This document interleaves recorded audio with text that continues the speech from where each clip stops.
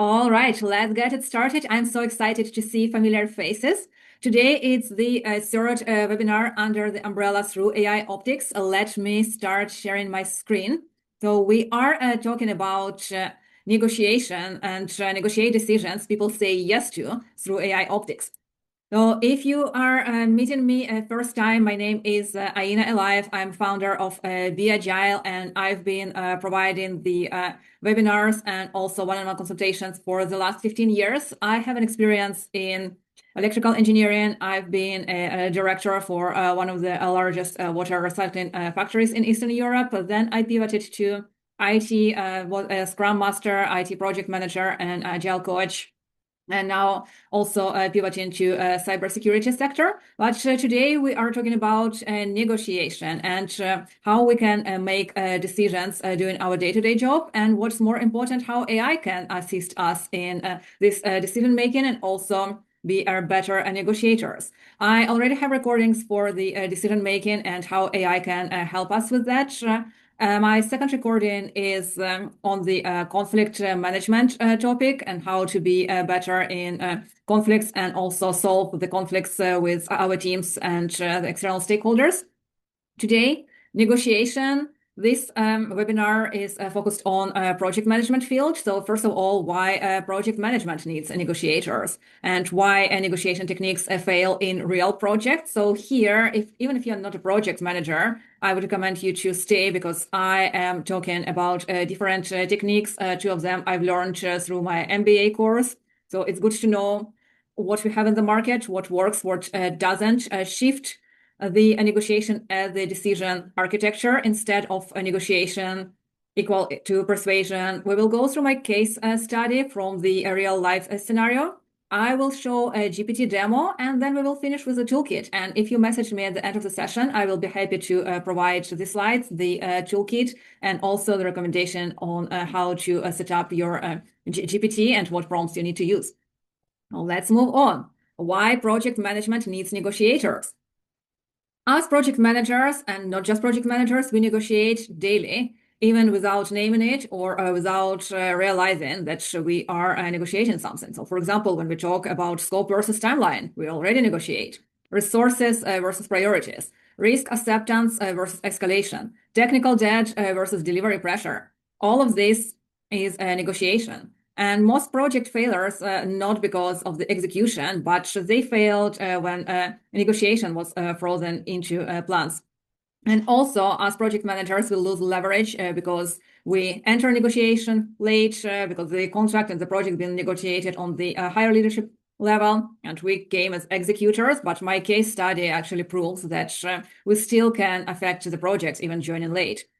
Project managers sometimes also treat this negotiation as interpersonal events and not as the decision systems. And also sometimes we negotiate positions instead of constraints. So I have a quick question to you. Where did you negotiate the last week without calling it a negotiation? So I will give you a few minutes to answer me on the chat. And while you're answering, I want to point out this quote, data is not information, information is not knowledge, knowledge is not understanding. I really like this quote because it represents that we are all surrounded by information, but it's very challenging sometimes to transfer it under understanding to actually make the right decision. I will give you an example. One of my organizations were going through the transformation, so I was a technical project manager there, and they decided to assign me to two technical teams, which is fine. Senior project manager or senior scrum master is able to do that. The problem was that these two teams had people in three different time zones. Here in Canada, where I'm located, India, and the west coast of Canada, which has a different time zone. So we have a 3 hours difference between Toronto and west coast. And Indian people, they are living their work around 10 or 11 a.m. our time. And people in the West Coast, they start working at 9 a.m. our time. So we had 1 or 2 hours maximum in the mornings to run all of the meetings and ceremonies. So this information, this data, I would say, was available to the leaders, but because the high-level leaders, they don't run day-to-day projects, they don't run day-to-day ceremonies, they haven't considered that. So they didn't transfer this like data into understanding. And we also noticed that this wouldn't work well because we have the understanding, not because we are smarter, like no way, but because we are running these ceremonies every single day. So that's what I mean. Even if we have data, and most of the time we have the data, we have the information, but we, for some reasons, we cannot transfer it into understanding, and that's where the negotiation starts failing. So let's look at negotiation techniques and why they fail in project management. When I've been studying MBA 10 or plus years ago, the first technique I've been introduced was BATNA, Best Alternative to Negotiated Agreement. And ZOPA is another technique coming with BATNA. But even like BATNA and ZOPA, we've been studying for a month. And here I'm going to dedicate no more than 5 or 7 minutes to these two. So today is just an umbrella, an introduction to different techniques. And I encourage you to learn more individually about each of them, and also program your GPT assistant on train you and also provide you feedback based on the knowledge I'm giving you. But you will have a general understanding, and your trainer, like GPT trainer, will have a way more knowledge on all of these techniques. So BATNA, Best Alternative to a Negotiated Agreement. The origin is a Harvard negotiation project, and the idea here is to know your best alternative, and if the deal fails, don't accept worse terms than you prepare. And what I want to emphasize here, no matter what technique you use, no matter what you negotiating, you always need to do your homework. You need to know your scenario, you need to know your alternative. You also need to be aware of your opponent's reality and their alternatives, and also about general environment and the alternatives there. And it will be clearer when I explain in the real life example. So the key strengths here, it anchors decisions in reality and not due to pressure. It prevents the desperate concessions, and it also increases confidence in the table. But it's not an ideal technique. It has its limitations, such as it's often treated as a private calculation. It doesn't guide how to improve the deal. And it also can push negotiators towards walkaways instead of redesigning and thinking about the alternatives. The best case to use it when the power asymmetry exists and you need a clear no threshold. An example, I know we work for different fields, so we will talk about salary negotiation. I think all of us have been doing it at least once in our life. So let's say you want 110,000 US yearly, and the employer offers you 95,000 yearly. So what is your best alternative scenario? To identify it, you need to do your homework, meaning you need to research the market. Let's say you've done the research and you see that currently your market proposal is between 90,000 to 130,000 yearly. So you understand that 100,000 is for people with 20 plus years of experience, with like being experienced in some specific niche and have specific skills which you don't have. So realistically, you understand that 110 is a reasonable price you want to negotiate. And the minimum market is 90,000. So this employer is offering 95,000. So by doing your homework, you understand that this employer's offer is closer to the minimum rather than to the maximum. And you want 110, but you need to think about the alternatives. If they offer you 95,000, would you agree on that or not? Or if it's 100,000?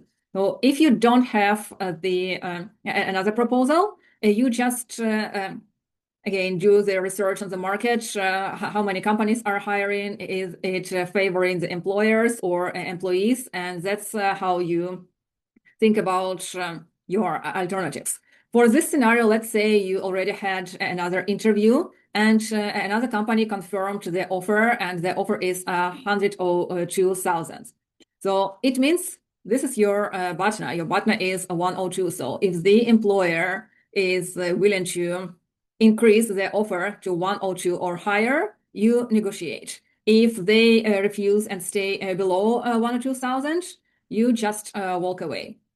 So you are negotiating not from hope, but from your market research and the options you already have. Let's move on to ZOPA, Zone of Possible Agreement. This goes together with BATNA. So in our example, again, I'm reminding you, we have 110,000 as a desired budget, and employer is offering us 95. But our best alternative is 102. So my zone of possible agreement, like my alternatives are between 102 to 110. And let's say the employer is willing to raise it to 105. So their ideal is 95, but their maximum is 105, so 10,000 range. So you see between 102 to 105 is zone of possible agreement. It's not that wide. It's 3,000 between 102 and 105, but it's still possible to negotiate. So I think in this case, realistically, you can get 102, so you can match the offer from the previous employer. And here again, this example is simple, but in the real life, if we negotiate the yearly salary, we also think about bonus, we think about commute to work, also another benefits. So if you negotiate 102 here, how can you make decision? Thinking about the, for example, commute.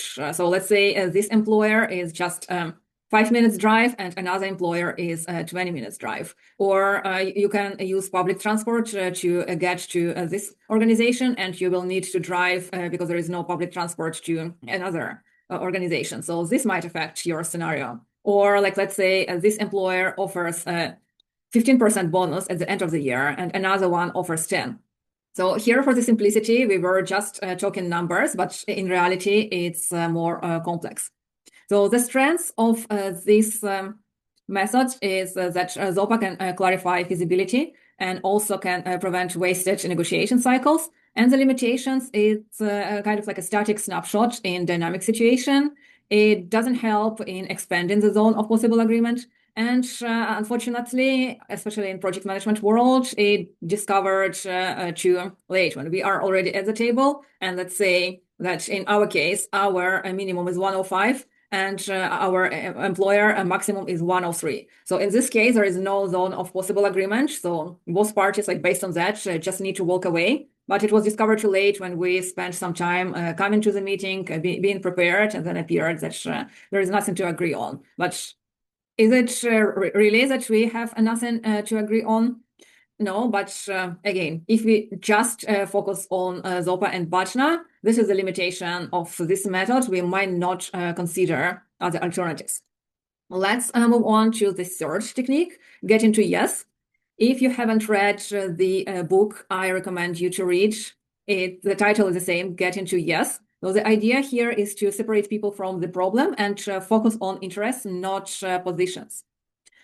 The strength of this method is it reduces the personal conflict and pivots the conversation to problem solving. And it also widely applicable across different cultures. And I know cultures is another topic. I can speak for like at least 4 to 8 hours per day, or even provide like a full course on this.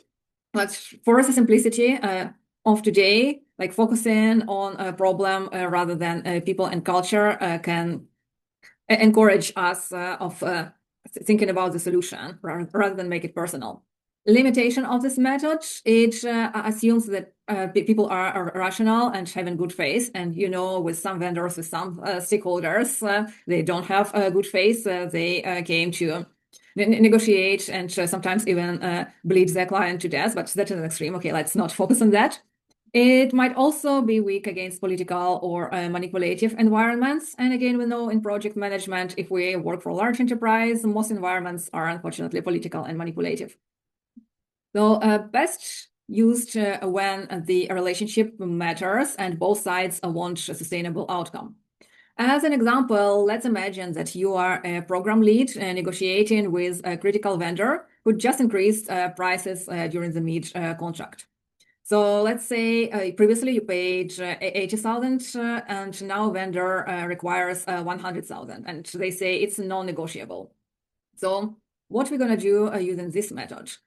First of all, we want to separate people from problem, because sometimes it's very tempting to blame another party, to think that they are greedy, or just raise the price without providing any better outcome. But if we separate our emotions from the problem and separate people from the problem, we can start the conversation with a pause and switch from the pricing fight to understanding what's changed on the vendor side, and are there any risks? And definitely there are risks that we are trying to manage here. So no pressure, no accusation, just just a concern, trying to understand what happened on the other party side.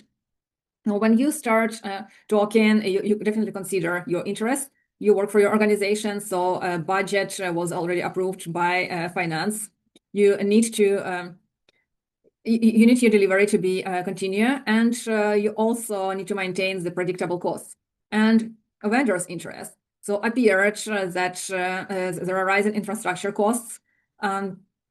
They want to avoid a precedent of discounting under pressure, and they need cash flow stability. So now you see that switching from the numbers, we are talking about cost volatility and risk exposure. Then we think about different solutions. For example, multi-year contract in exchange for a lower annual price might help in solving cash flow stability for the vendor. Or we can to temporarily agree to increase with a review in 90 days. Or we can agree on faster payment terms to support a vendor's cash flow in exchange that they won't increase the price. Or reduce the scope right now. So no commitment at this moment. It's just a brainstorming exercise about the possibility to redesign our current working model. Moving on to anchoring. Here again, very interesting methods with origin from behavioral economics. As a contractor, I face with this at least once a week when a recruiter contacts me and asks if I'm available on the job market right now. So the core idea here is that the first number sets the reference point for the entire negotiation. For example, just this Monday, I've got a message from the recruiter asking about Agile Coach contract. No, they provided a generic job description, and at the end, like it's typically happen, they ask to let them know if I'm available, and if so, to provide with my resume and desirable hourly rate.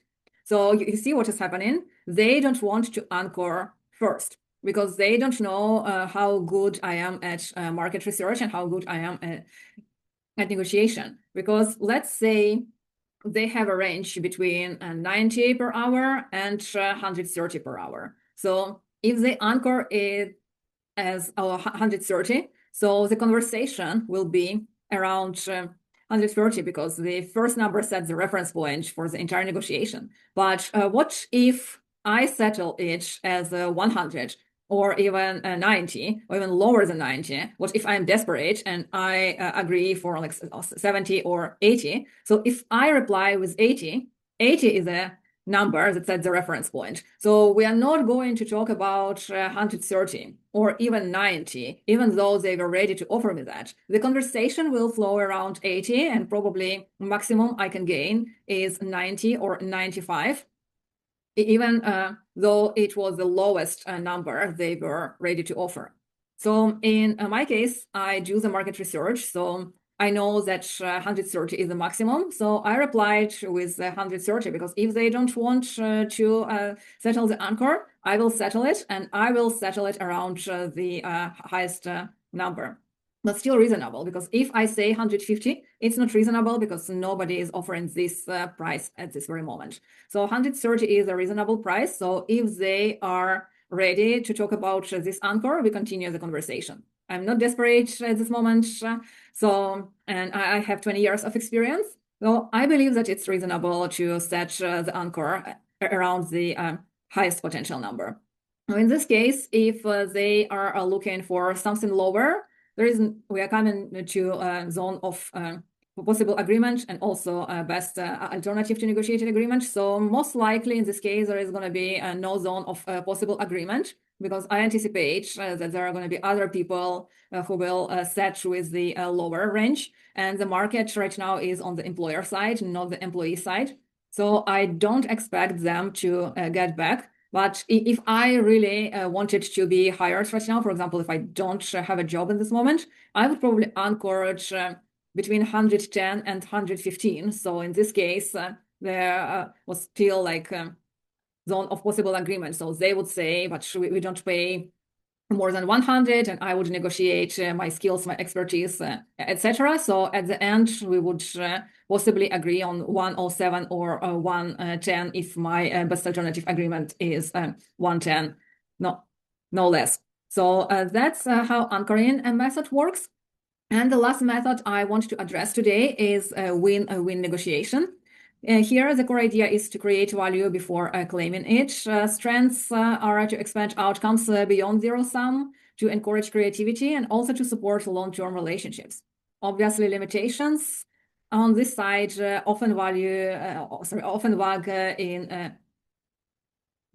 Obviously, limitations. The first one is often vague in practice. It requires trust and transparency and can be exploited by distributive negotiators. The best used when there are multiple variables such as scope, time, risk, ownership.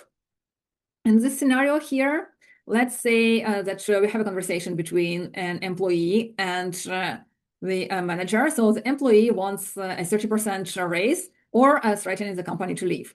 As a manager, you value the employee, but even if you want to increase their raise, it's not in your power, because the company is not increasing their salary this year. So the situation is the company is risking to lose the challenge, and the employer risks is just to walk away without any alternative scenario. So this situation is a lose-lose zone. So how can we move it to the win-win zone? So instead of just declining this employee, saying that unfortunately we cannot increase the salaries this year, so that's it, sorry. We try to surface interest and understand why the employee suddenly wants a 30% raise, and why 30, why not, let's say 25 or 35? What was the reason behind this? We start the conversation somehow like before we talk the numbers, what problem are we actually trying to solve? So what are your interests? And an employee might reveal that they're feeling undervalued compared to the peers. All of their peers were promoted already, and they're the only one staying in the same position. They might feel burnout from workload. So by the contract, they're working 8 hours, but in reality, they work 10 or more hours per day. And they want career progression and not just the learning journey. And maybe they also want to develop their skills. They want to study, let's say, PMP, to get PMP certification, or they want to take a program at the university, a course, or the entire like yearly program. So they need a salary raise to be able to pay for the program. So now we are talking about the real desires, not just the numbers. And let's say the company still cannot raise the salary, but the question is not the salary. The person wants to progress in their career, they feel undervalued, and they are burned out. So what can we do in this case? So we might agree, instead of thinking pay versus not pay, we can think on value, growth, sustainability, and think about the options. For example, to offer a 10% raise next year, but this year we can do the title upgrade. Instead of project manager, let's call them senior project manager, let's say. So it's kind of like promotion, status, market value. So yes, the pay is the same, but next year it will be a 10% raise. And bonus tied to the delivery. So if they are really good as they claim, so they might gain extra at the end of the year if their bonus is higher. Look at their workload, so maybe reduce the work they're doing right now, so they can continue working 8 hours instead of overworking. And if they also mention that they want to study, many organizations actually support the certifications or support different programs. So we can offer them to refund the expense for certification and either provide the internal course or provide the sponsorship at the university they want to apply. So this might work for this employee because if they upgrade the status, so it feels like promotion. If we reduce the workload, so they are not burned out anymore, their study is covered. So they might not need this 30% increase what they try to negotiate. And they also feel valued. And the next year, they will have the raise based on their new title. Well, that is a win-win. So if it's possible, why not to explore this scenario? But just remember the limitation. It's challenging to do in practice rather than in this hypothetical scenario. And it also requires trust, transparency, and the absence of politics and toxic environments. All right, let's talk about the shift negotiation as a decision architecture. Most negotiation frameworks assume that we have conditions which rarely exist in delivery environment. Even in the examples I was providing, like salary negotiation, in this scenario, people have freedom to walk away. In a project environment, unfortunately, it's very rare when we can just walk away from our vendor or our stakeholder. Another assumptions here is balance power and negotiations as discrete events, transparency of interests. But what we really face is non-negotiable deadlines and dependencies, asymmetric authority, and negotiation embedded inside delivery, not outside of it. So for the example, Bajna in theory versus reality. In projects, the alternative is often delay, escalation, or failure. So walking away doesn't remove the risks we are facing here. So let's look at the decision architecture. And I want to emphasize that many see that negotiation is a persuasion. We need to convince another party to agree, but it's not what's happening in negotiation. And this is one of the main and biggest mistakes we see in projects. Negotiation is not about convincing to agree. Negotiation is not persuasion. So I know it's obvious, but it's better to reiterate that better slides don't fix scope creep and cannot help with negotiation. Clearer emails don't resolve resource conflicts. Calm words focusing on problems don't rebalance power. What we need to focus on is to reshape the decision space. That's what negotiation is for in real projects. So we need to think what options are currently visible and which ones are missing instead of thinking about how do I convince the other party. So the homework here before entering any negotiation rooms is to understand what each party sees, what we see, what they see, and what are alternative scenarios to this.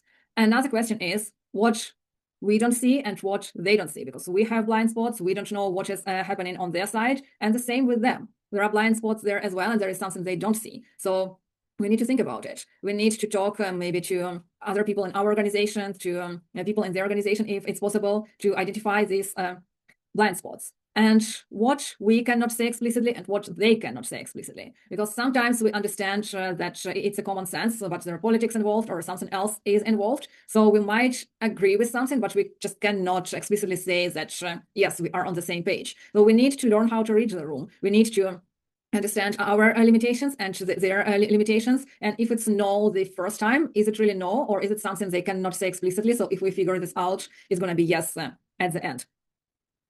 So the real power comes from the questions, like who sees the real constraint of the system, who is creative enough to design this third choice or the different scenarios, who moves first of forces that last decision, and who sequence concessions without getting derailed. Now let's look at the case study. And I just want to address that I do the simplified case study from the real life experience for these educational purposes. And also because I signed an NDA, so I cannot reveal the real numbers and the real company names. And this specific case is my client case. So my client also signed NDA. Now it's going to be like a double NDA here, but it's still possible to see how the project manager negotiated the contract terms and also how they got promoted after this negotiation. So let's see at the example. Imagine the global pharmaceutical company who was launching a new digital pharmacovigilance platform to support the post-market drug safety, and who was reporting across European Union, US, and also APAC. So a large enterprise, pharmaceutical, so you already imagine like lots of governmental issues, lots of security involved, and it was an IT project. So this program involved the Salesforce Health Cloud as the customer-facing layer, the Kubernetes or EKS as the proposed backend runtime, and also AWS managed services for data ingestion and analysis. So estimated contract value was about 7 million over 3 years, including licensing, implementation, managed services. And as you know, project managers always walk in when the contract is already signed and we need to run the project. But again, as you know, I assume this happened in your life as well. You start running the project, and the first few weeks you already see the red flags. What happened to my client? They started seeing the operational red flags first, such as duplication, like the company already had an internal cloud platform team running Kubernetes for other 14 products, but because the company is large, based in different countries, so it was challenging to remember that when the contract was negotiated with the vendor. And the vendor proposal included 24/7 managed operations at 38,000 monthly. But the key here that we already partially had the internal team who was able to support this. So vendor proposed the package, and I assume the leadership just agreed to the package. But was it possible to renegotiate this package? Let's see. Another thing here that vendor was already locked in, and the exit cost estimated at 1.52 million. If the vendor relationship failed, you know, when the contract is signed, but appeared that the custom Kubernetes abstractions, they incompatible with internal cloud standards. Again, it was beautiful on a paper, but I don't know how the contract was signed. Most likely the senior architect wasn't involved or involved on a high level. So it felt good on the paper, but when the implementation started, it appeared that some parts were incompatible with the internal system. And the regulatory risk, the vendor planned to store certain audit logs outside of the company's validated AWS accounts, which created the compliance risk. So the project manager decided to renegotiate the contract, and also consulting me on how to negotiate and what technique to use. When I share the case, many ask why you decide to go through this process. I think for my client, first of all, it was challenging to practice their negotiation skills, and also to they saw that the project, the program could be better, and we are wasting our internal resources. So why not to optimize it? So mainly, like they cared about the program, and they cared about the company. So we started our negotiation strategy. So instead of framing it like vendor versus internal, we identified that there are risks involved, and this problem is, again, just to simplify the case, there were definitely more risks and more issues were happening. So risk versus control was our strategy. So we did the analysis, like current category and what we can propose instead. Again, very simplistic here for the training purposes. First of all, like Kubernetes operations, vendor proposed 38K per month, 24/7, but we already had this internally. So we could pay 9K monthly and have the shared platform as an alternative. 3-year operational costs also was possible to reduce. Exit cost with the hybrid internal model was also low. Time to MVP, something to consider, and many other factors. So these are just 2 scenarios, like vendor model and hybrid internal model. We modified maybe 5 to 10 scenarios and talk internally. Then we narrowed them down to 3 different scenarios, started talking to the vendor. It looks simple on the slide, but the real negotiation took 4 to 6 months. And at the end, we were able to save 1.8 million over 3 years. So how this was happening, we had our proposal, we went to the vendor, definitely. Something didn't work on a vendor side, so we were using different scenarios, like win-win scenarios, or like getting to yes scenarios, identifying what, how the vendor sees the model, how they are working on their side. So they were explaining us on their model. So we were like sitting and thinking about the alternative scenarios, had an external meetings with them. go through these alternative scenarios. Again, something didn't work on the vendor side. So as I said, back and forth 4 to 6 months. I wasn't involved in the negotiation because I didn't work for this company. So it was my client who were doing the job. But what I was doing with them, creating the strategy, creating the analysis, and thinking about what what questions are the best to ask and how to behave during the next round of negotiation. So 4 to 6 months after we won the case, if you ask me or my client if we wanted to do it again, probably no, but we didn't expect that it's going to be that hard and that so much cost potentially could be saved. So we decided to try. And when we were in the middle of that, it was already too late to get out. So we just needed to continue to proceed with that.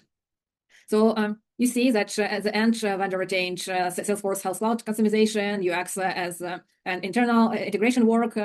Internal platform team owned the Kubernetes runtime, observability, security, and compliance control. So this allowed executives to save face, to keep vendor accountability, and also to reduce long-term exposure. So I wouldn't say it's a classy win-win because the vendor, I would say, lost over $1 million, but it also wasn't a win, a loss because the vendor still gained something.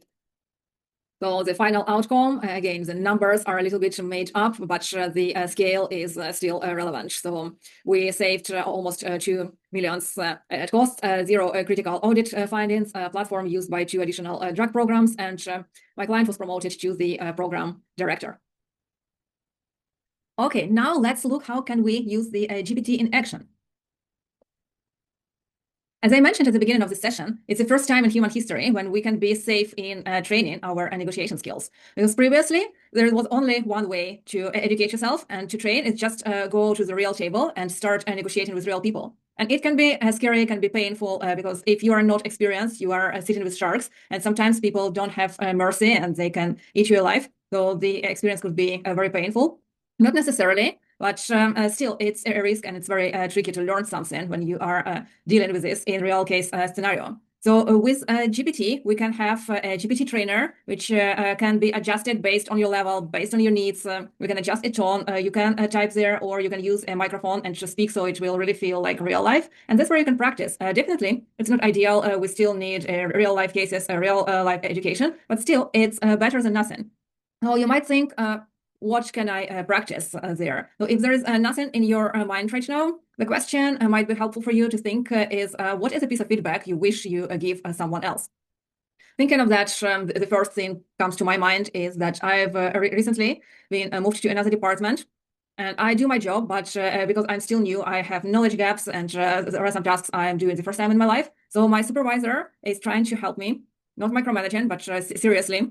They're trying to make my experience better, but they attend every single meeting. They ask me to send the slides or the Excel sheets to update before I go to my stakeholders. So it feels a little bit suffocating. It feels like a micromanagement. However, I know that the person has only good intention. So the feedback I would like to give this person is to stop micromanaging me, but definitely I cannot say these words. So let's say that I don't know how to start. So this is where I already can use my GPT negotiator to help me with the phrasing and also to help me to go through different scenarios. And I know it doesn't seem like negotiation, especially after the $1 million example I provided in my case study, but we start small, and even small issues like that are a negotiation. So why this could be negotiation? Because from my side, I don't want to be micromanaged, but I also require some help. And from another person, they are also trying to provide some help. And also, if I make a mistake, it will affect their job as well. So how can we find the compromise? At what level they will continue supervising me, and where can I get freedom? So point to discuss. How to create this application?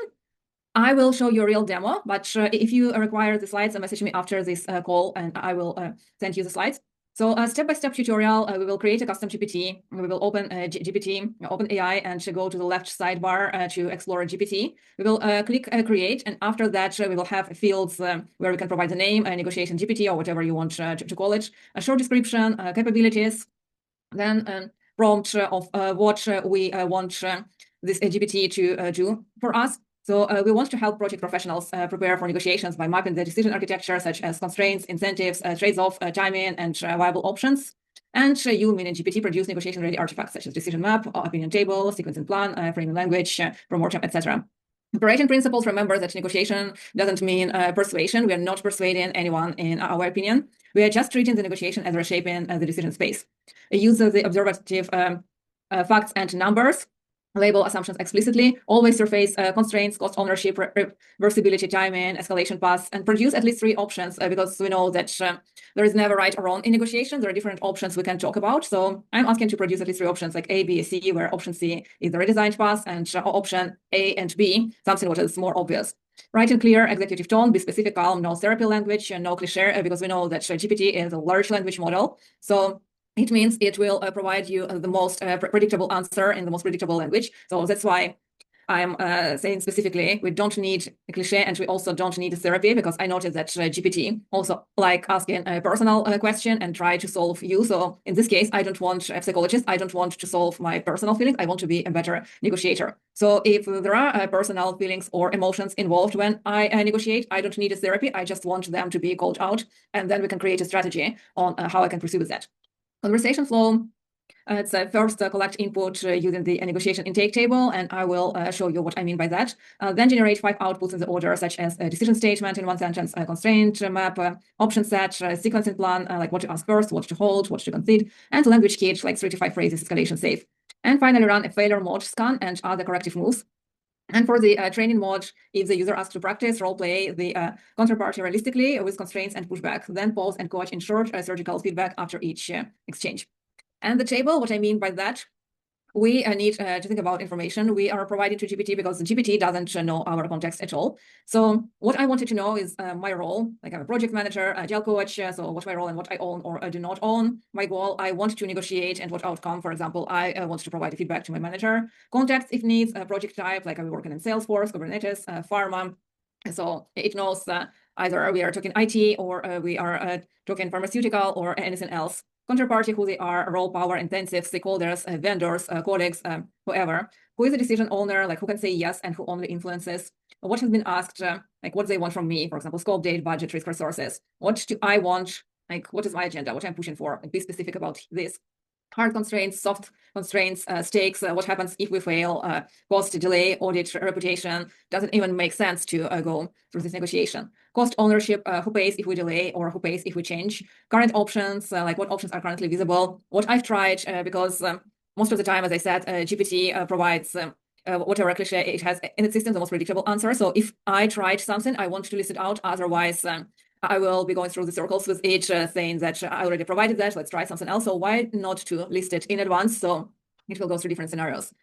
Tone risk, like if we wanted to be emotional, for example, if our soft skills are our disadvantage and we want to learn how to manage stakeholders who are getting too emotional. So you might adjust the tone to practice that. Or if we want to adjust political temperature, or if we want it to be aggressive, for example, in my case, it's harder for me to deal with pushy and aggressive people rather than emotional. So that is the tone I'm adjusting with my instructor. And materials, if I have any like links, emails, decks, etc.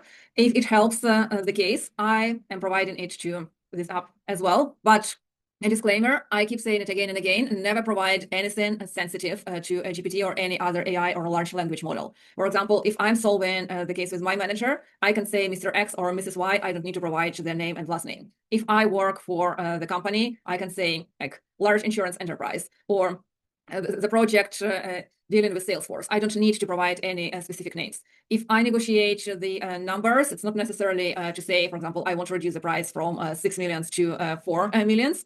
I could say I just want to decrease the price at 20%. So GPT still understands what we are talking about, but we are not providing any information, and especially if we signed NDA. But even if we don't have an NDA, we never know where AI is going to lead us in the near future. So if we can avoid providing sensitive information, let's avoid doing that.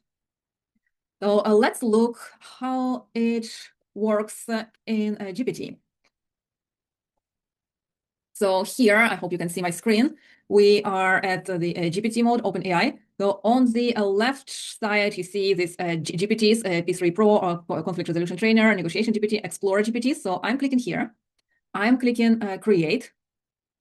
And here we see Create and Configure. So to create a complex model like mine, we need to click the Configure button. And here we see the fields we need to submit. So a name, Negotiation GPT, description, instruction. So I'm just copy pasting everything from my deck.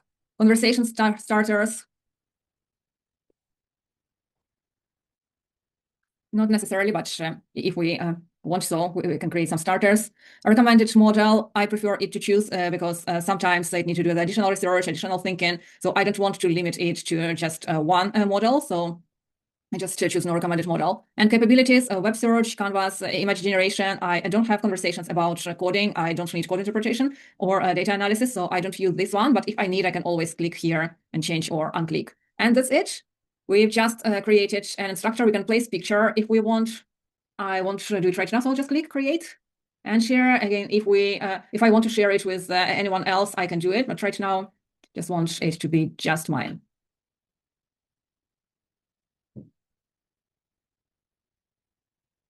So here we are.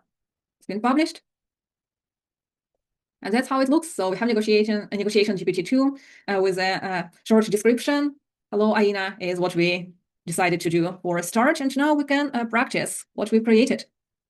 Another similar question to start the conversation and to start the train of thoughts is, what conversation do you avoid? It's similar to the question about the feedback you would like to give someone, but it is a little bit more specific. It provides us with the temperature of the conflict, because here you really feel like you need to get this conversation done and you are avoiding it for some reasons. In the feedback, it's like you would like to give, but if you want, it still feels okay. Here is already something you need to do, but you don't do. So I will give you a few minutes to think about this conversation and provide me the example in chat, and then we will go through one of the scenarios. All right, so we have an example. I won't read all of this, but we are using this table I've provided before, like field, goal, context, counterparty, my role, decision owner, so all of these questions, just for your information. So the goal is I want to negotiate a realistic delivery timeline without taking ownership for a delay caused by upstream decisions. The context, we have large enterprise transformation project, Salesforce plus internal systems integration, original timeline 9 months. After 5 months, leadership added 2 additional integrations, and a compliance requirement without adjusting scope or resources. So go live date remained unchanged. We have our counterparty, VP of business operation, and my role, I am a program lead responsible for delivery coordination across engineering, vendors, and compliance. I own the execution plan, but I do not own scope changes or business commitments made externally. I have decision owner, would be asked to deliver the expanded scope by the original deadline and find a way to make it work without requesting additional budget.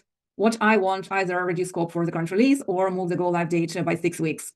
We have constraints, we have stakes, cost ownership, current ownership, what I tried to present technical risks in earlier steering meetings, and response, let's stay solution-oriented and not talk about delays yet, and the tone risk medium high.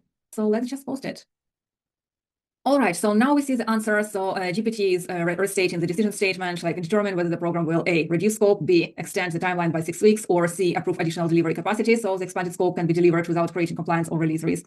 Constraint map, we have hard constraints, soft constraints, so kind of like reiterating what we already gave them. Option set, as I said, option A, option B, option C. So option A is a scope adjustment, option B is a timeline adjustment, option C is a redesign delivery path.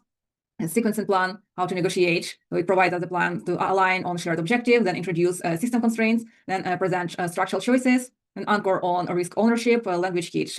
I want to walk through the delivery constraints that changed when the additional integrations were introduced. Decision framing, board alignment, risk clarity, neutral escalation, failure mode scan. You just push harder. VP response with the team just need to find a way. Failure mode 2, let's not discuss delays yet. Conversations shut down before the decision framing. Failure 3, VP perceives resistance. And the strategic observation, the real leverage in this negotiation is a board milestone.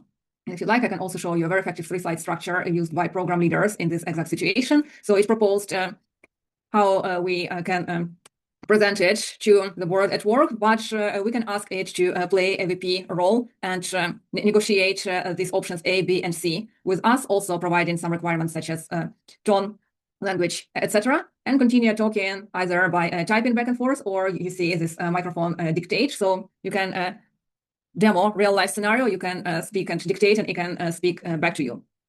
So that's the application and how we can be better in negotiation. And the last part of today's presentation is a toolkit, or how project managers can actually negotiate. So what we've learned today is that negotiation is not persuasion, and we need to redesign the negotiation space. And how we do it, before entering any room, I mentioned before that we need to do our homework. So what I mean by homework. So to think about who owns the cost, like if nothing changes, who's going to pay? If something changes, who absorbs the pain? Are those the same people? And then what exists beyond yes and no? So let's just not be binary. Like we already saw option A, option B, or option C. So their preferred path, your preferred path. Do we have any like zone of possible agreement? Option C, the redesigned path, like sequence, scope, timing, trade-off. What happens if we postpone this negotiation? What risk grows? What flexibility shrinks? What leverage shifts? Because timing is never neutral, and delay always benefits to someone. And I really like the quote, like without data, you are another person with an opinion. And what I noticed as a coach that many project managers lose negotiations because they walk in with opinions instead of a case. So instead of saying, this is the problem, and based on my previous experience, we are facing risk A, B, C, or because I used to work with the vendor before, I know that they're going to push back. Before entering the room, you need to be like case. Even if people believe you, just the belief is not enough to start or continue negotiation. We need to bring the case, we need to bring the numbers. We cannot just rely on our memories. And otherwise, as I said, without all of this, we are just another person with an opinion saying that, for example, vendor will push back if we propose them our decision.